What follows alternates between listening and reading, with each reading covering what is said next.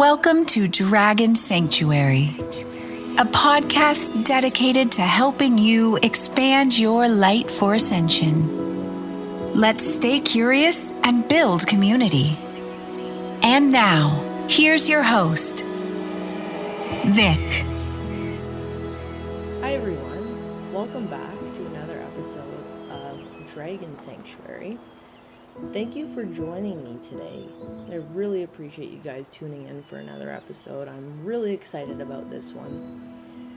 So today's episode, I am going to be talking about pressure. Now, I wanted to ask you guys, do you know the song In the Air Tonight by Phil Collins? I'm sure many of you do know it. And for me, it honestly has to be one of my favorite songs of all time. And this is for several reasons. I'm going to get into it, I promise. But I know Phil in the past has admitted that this song is in fact about him going through his divorce. But when I listen to that song, there is a lot of buildup. There is a lot of pent up energy. And you can feel it. You can feel it in the lyrics. Can you feel it coming in the air tonight? Oh, Lord. And this repeats and repeats. And the song goes on to say, the hurt doesn't show, but the pain still grows. It's no stranger to you and me. And then, ba-da.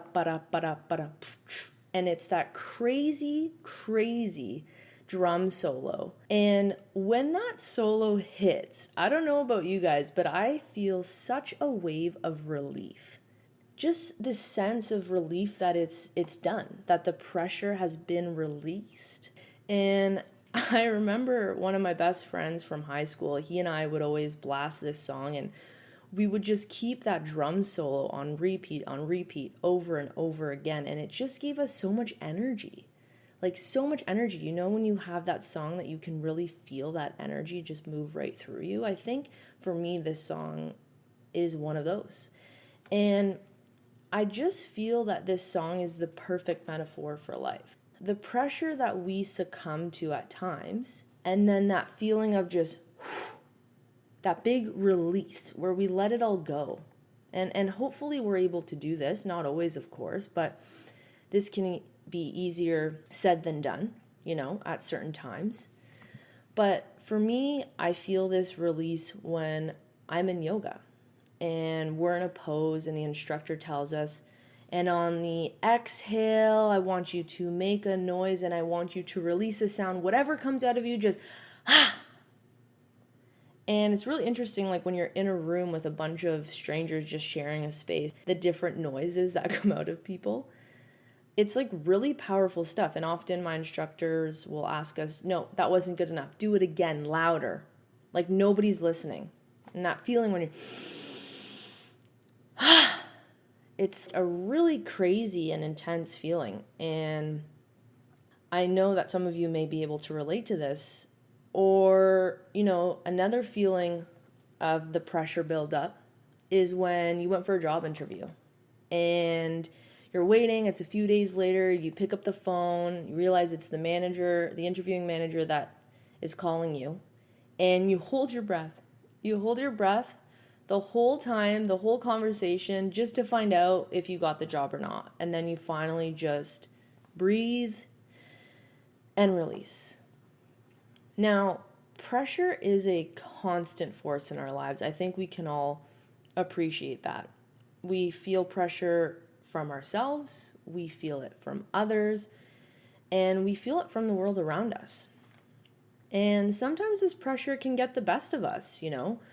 We burn ourselves trying to take the lid off too soon. And I think especially after COVID, after the lockdowns and all the chaos that ensued over the last couple of years, we really had to test our limits and our ability to handle pressure and bounce back, our resilience.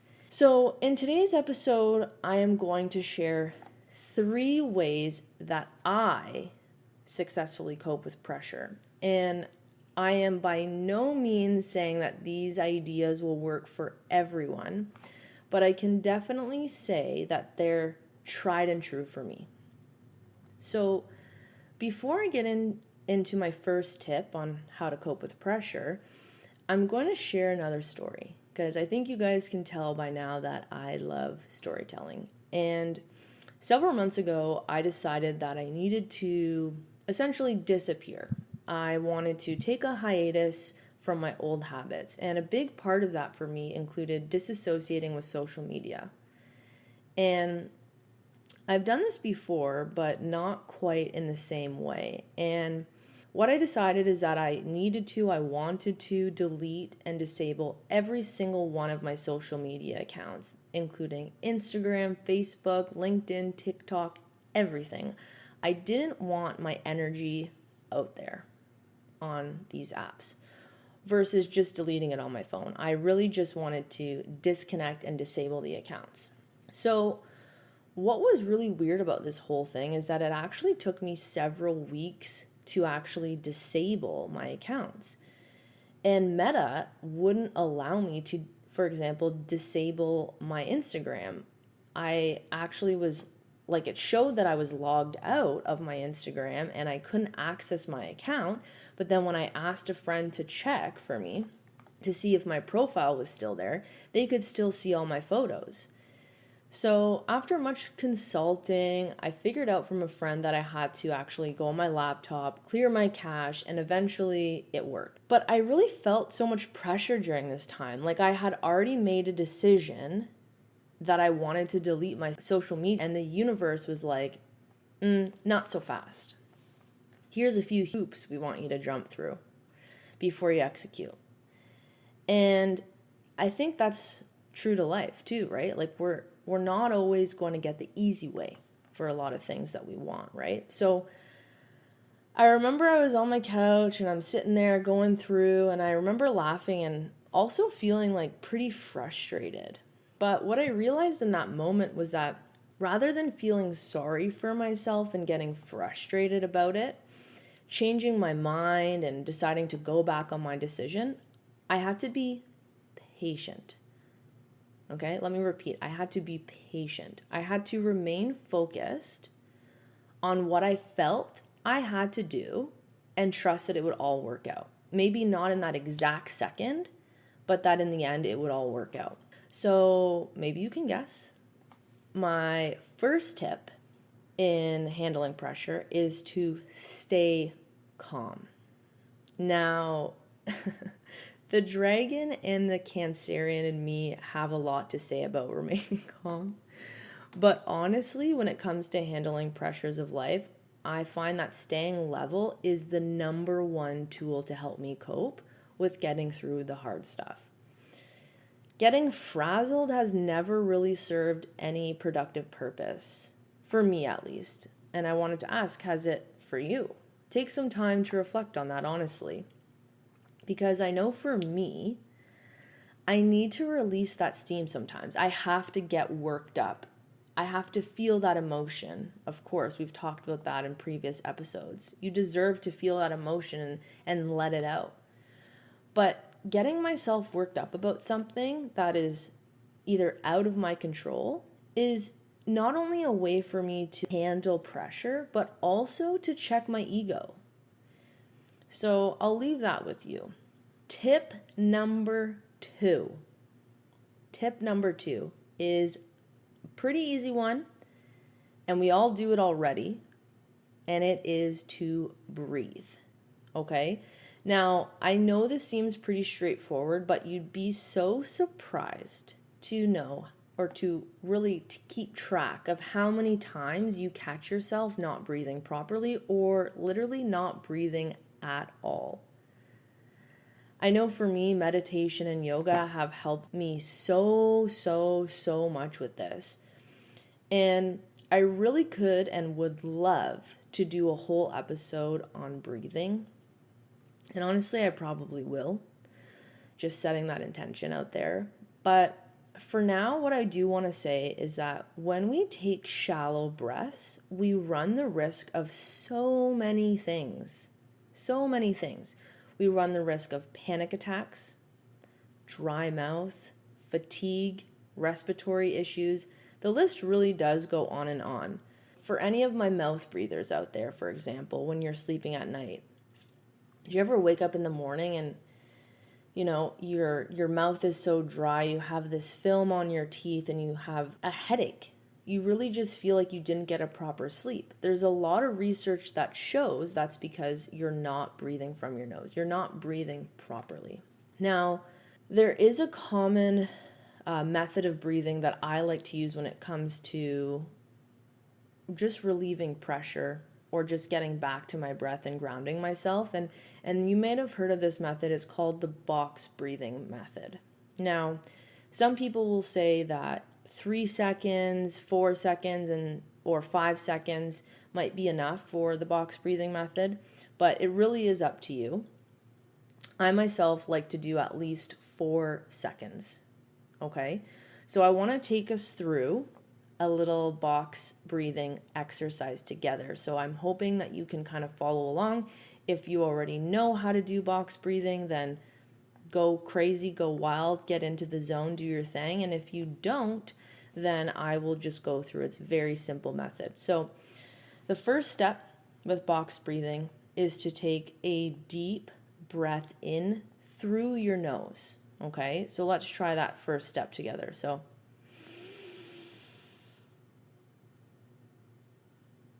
now you can count to 4, or you can just take a deep breath. I think especially if you're coming out of a heated situation or you're feeling emotionally stirred up, it's important to just not time the first breath, especially even the first box breath. Like, just do it however feels right. And just in, hold at the top,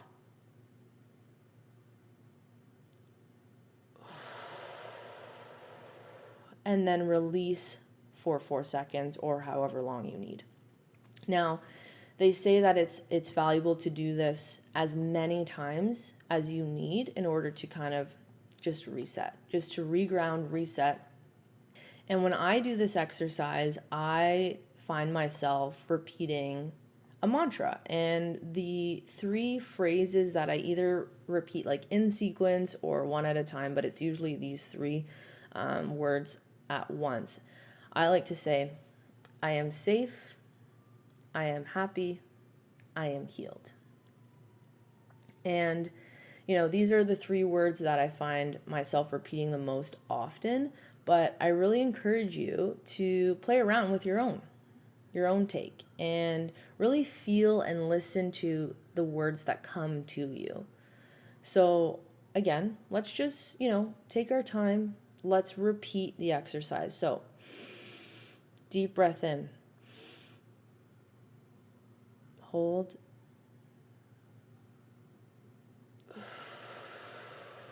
Release.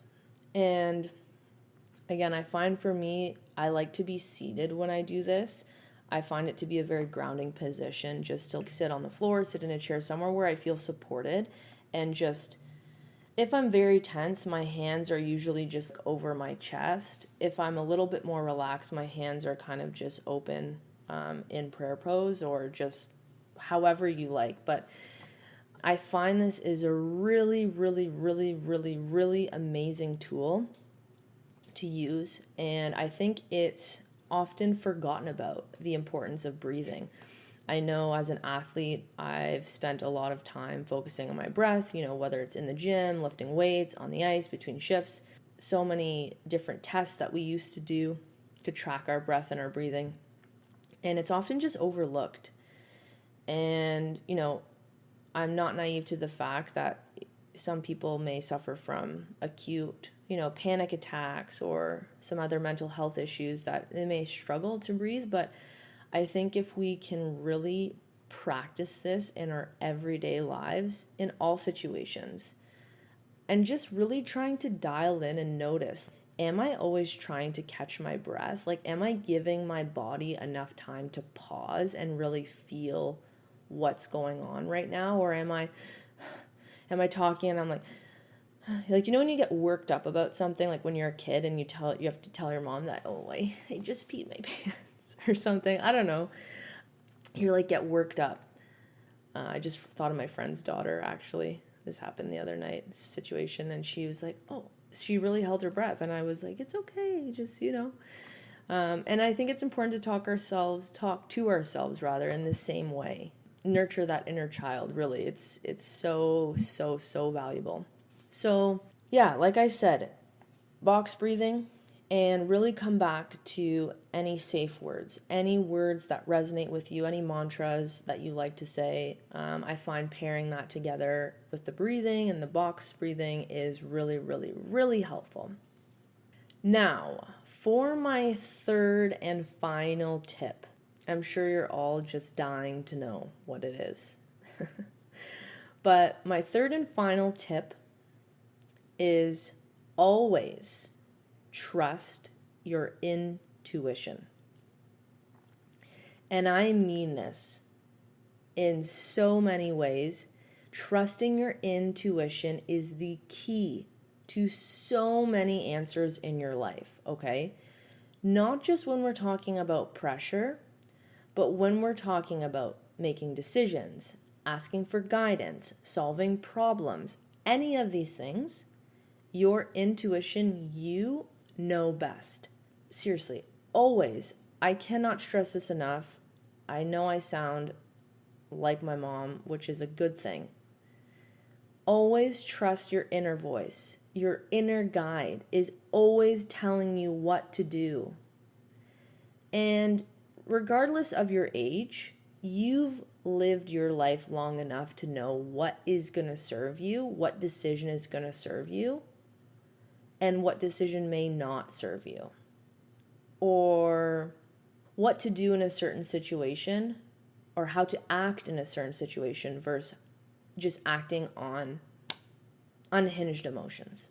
So I want to say that always trusting your inner voice and what your inner guide is telling you is not necessarily the same thing as listening to your heart, listening to your brain, or listening to your gut.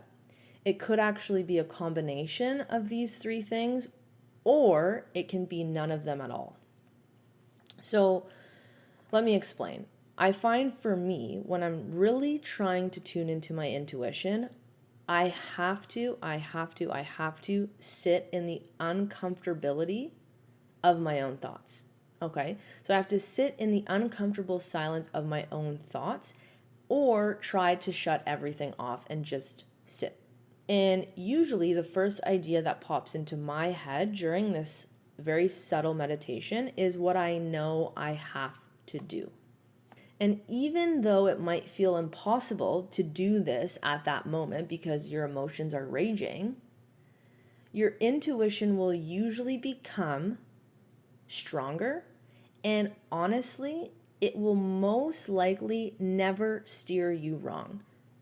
Because when we become more aware of our thoughts, our initial thoughts, what comes to us right away when we think about something, when we become more aware to our initial thoughts, and when we honor those thoughts and those feelings, our intuition actually grows stronger, like a muscle would at the gym, right? If you keep doing the same exercises and then you slightly change the plan, you need to stay on track for a certain amount of weeks, right? Or else you're not going to notice results. If you go to the gym for 2 weeks and take 3 weeks off, you need consistency, right? And that's the same thing with your intuition.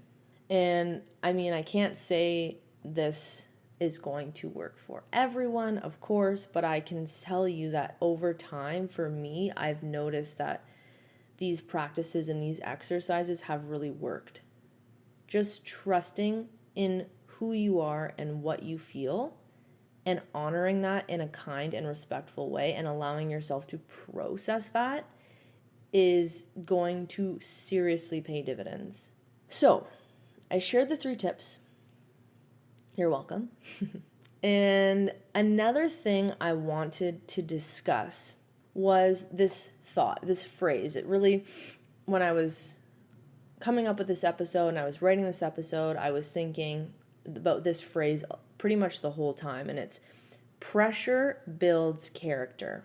Now, typically, if there's any athletes in the room or any coaches or anyone at all that has played sports or not, you typically hear coaches and players or people talking about that failure builds character.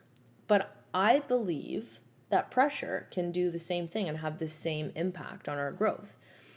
For me, as a former athlete, for example, I've learned that being in hard situations do exactly that. They allow you to grow. For example, let's say maybe you didn't score a goal on your first breakaway, okay?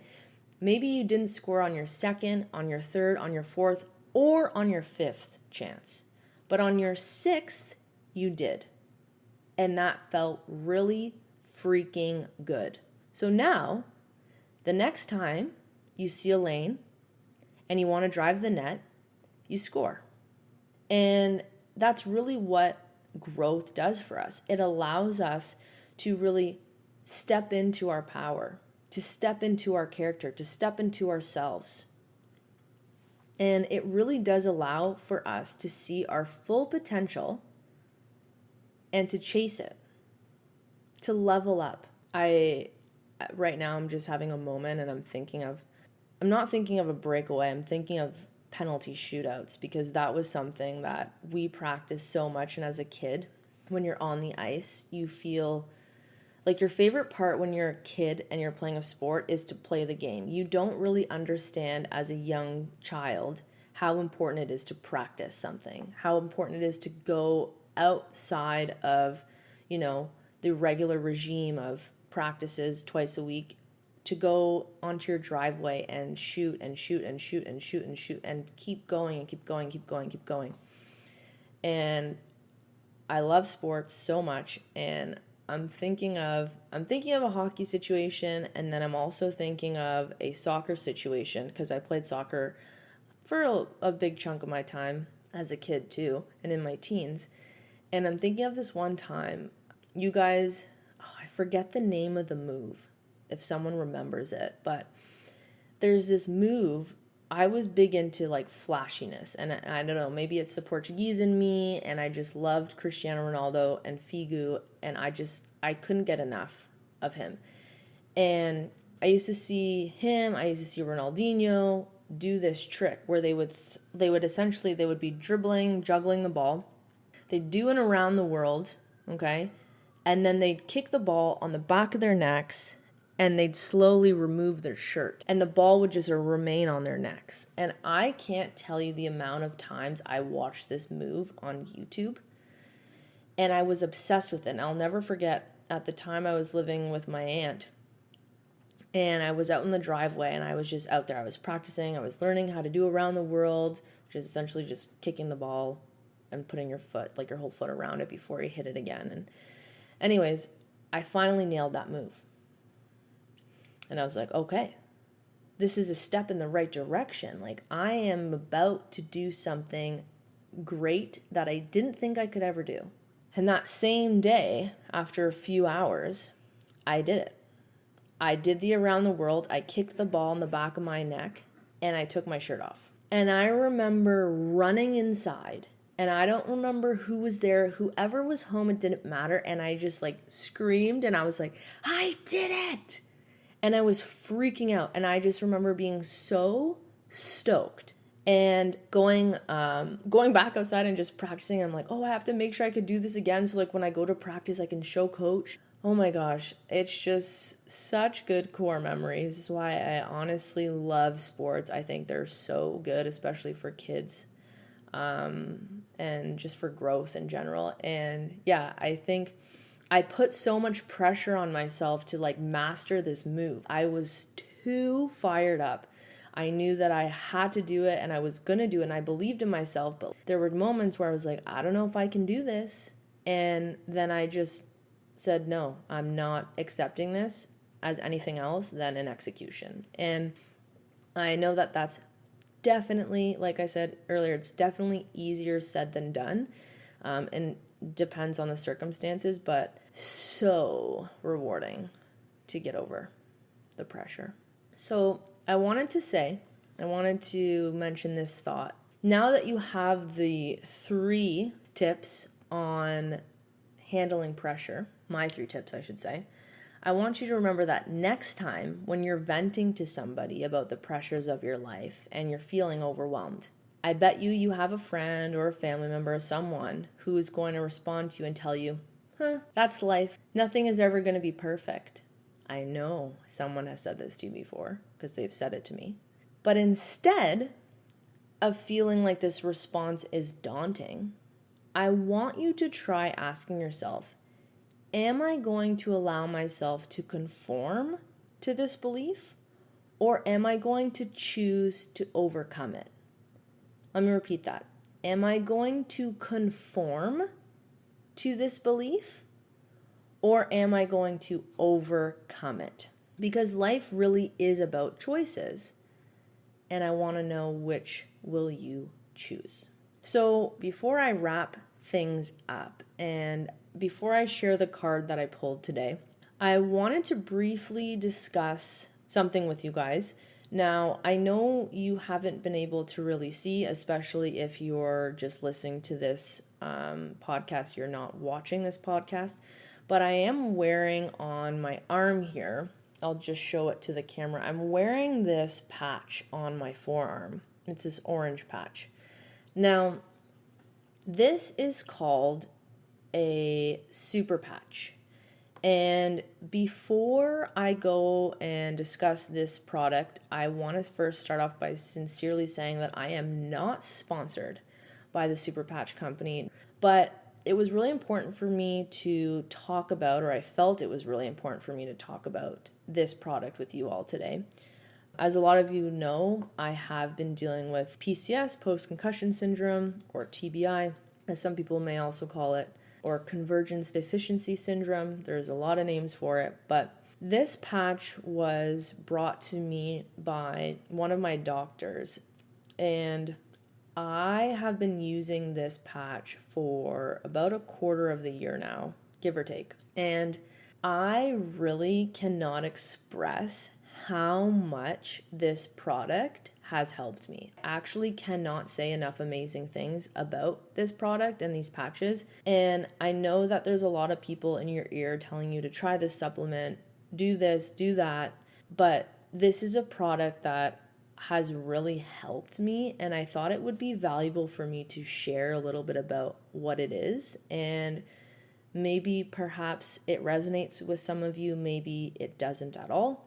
But what it is essentially, I'm going to just read what the product is directly from the Super Patch Company's website.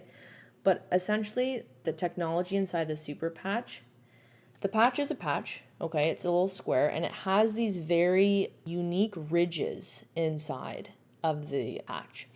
And it looks like a QR code. But when this touches our skin, our cells transmit this unique signal, and it interacts with our body's nervous system. So it's a really cool, non-invasive technology, and they really do pride themselves being on like a drug-free wellness company.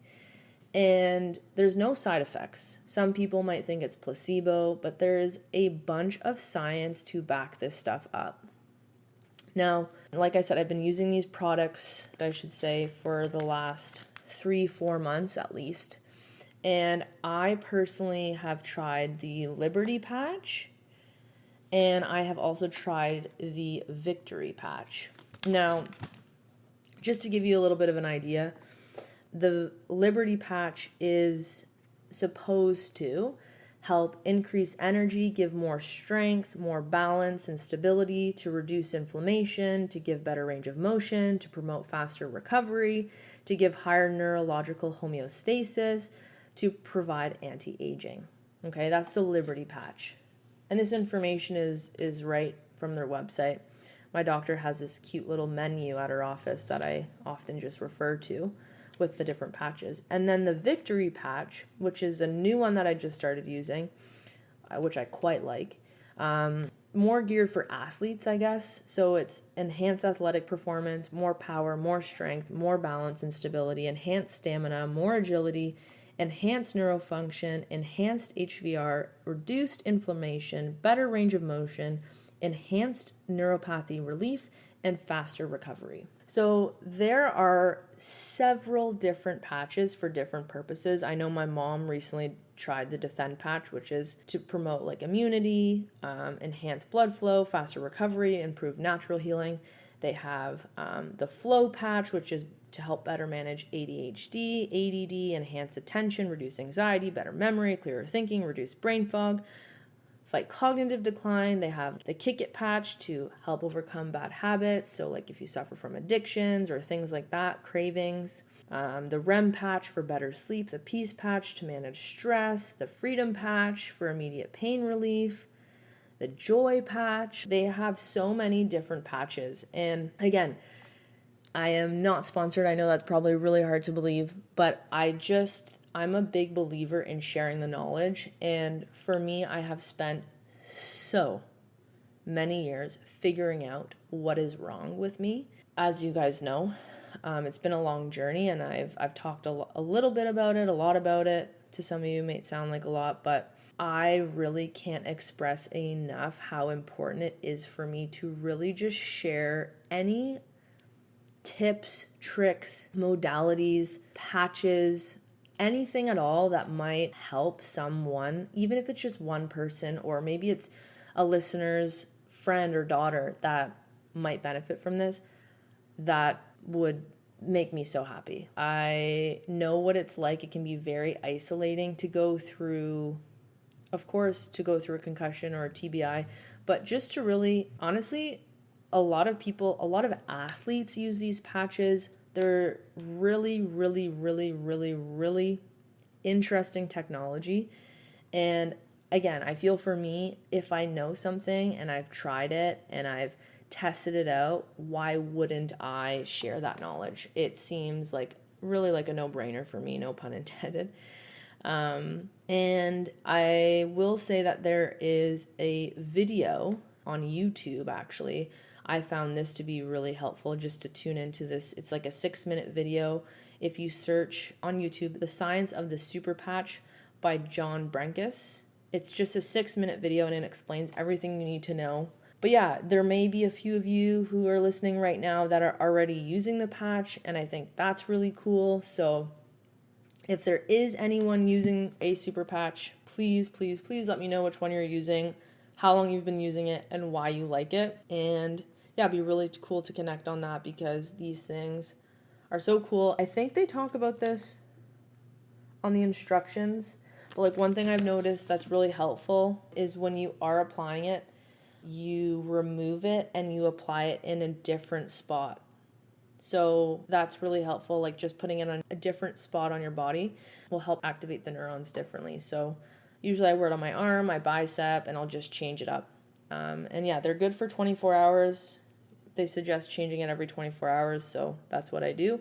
But yeah, you can shower with it. And yeah, it's really cool and fun. And yeah, I don't know if it's placebo. I really don't believe that it is. But even if it is, it's working. So that's fun too. Yeah, so on that note, I think it is time for us to see what card we pulled for the group. My personal favorite part of the episode, I always pull the card right as I'm setting up and getting ready to start recording. I pick the deck and I knock on the deck and I set the intention of what I'm pulling the card for. And today I did ask Spirit and I did ask the universe what we need to know when overcoming pressure. So the card that I pulled, actually let me backtrack a little bit. The deck that I used, same deck that I've used before, my boyfriend's deck, Shamanic Healing by Michelle Motzvis. I can't say her name still. But really, really, really nice deck. As I mentioned before, I love the handling on the deck. It just feels really nice. But the card that I pulled today is Transformation. Okay? This card here, because it's black on black, it's kind of tougher to see. But I will explain it to you. First of all, it's card number 22. And it has a picture of a caterpillar. Yeah, it looks like a caterpillar on a tree branch in a window in the moonlight. But yeah, I'm sure if you Google it, you can see it a little bit better. And again, the card is Transformation, card number 22. All right. So I'm going to read this to you guys. In this deck, as you might remember, there's no reverse or upright. It's just one reading, no matter how the card fell. And let me say, this card fell out of the deck. I did it with my boyfriend. We pulled the card essentially together. And I literally did 2 shuffles and the card just fell out right on the floor. And I love when that happens because that is a message that needs or wants to be read and heard right away. So let's get to it. So 22, transformation. After the rain comes the sun. After the caterpillar comes the butterfly. This situation you are inquiring about is somehow acting as a catalyst for a major transformation. Ooh. If you find yourself questioning or having regrets, don't. Try not to second guess yourself or beat yourself up. Nothing happens that is not supposed to. I love that. I love that. I love that. I love that. Many of your issues and situations are not anything to be upset about, which really resonates. We talked a lot about emotions and managing your emotions and not getting frazzled. I'll repeat that. Many of your issues and situations are not anything to be upset about. They are a path to wholeness. You are not one who infuses drama and chaos into the situation. Love this. We talked about that too. You are always given opportunities to grow and learn. Like, people, we can't make this up. I know a lot of people don't believe in this stuff, and that is fine. Oh my goodness, that is totally fine. I'm not asking you to believe it, but for me, it rings so true. It gives me such joy. It's crazy. This is literally, again, what we talked about in this episode. You are always given opportunities to grow and learn. Growth and learning very rarely come about when everything stays status quo and just as you think they should. Be thankful you have this wonderful opportunity to transform and heal to a better and higher rate of vibration. Love this card so much. That was amazing. So good. I really hope that you guys love it as much as me. And yeah, I really do want to thank everyone. If you're still here and you're still listening, it means so much to me. And I will definitely be seeing you again soon for another episode.